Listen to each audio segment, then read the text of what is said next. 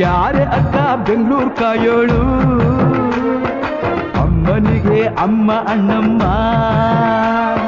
ಯಾರೋ ತಮ್ಮ ಕರ್ಗಾನ್ ಮೆಚ್ಚೋಳು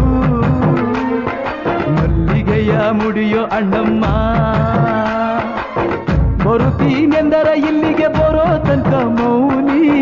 ಕೊಡುತ್ತೀನೆಂದರೆ ಹರಕೆ ಕೊಡೋ ತನಕ ಕೋಪಿ ಆಡಿದ ಮಾತನ್ ಮೀದಿರೋ ಭಕ್ತರ ಇವಳಿಗೆ ಇಷ್ಟ ಇಷ್ಟ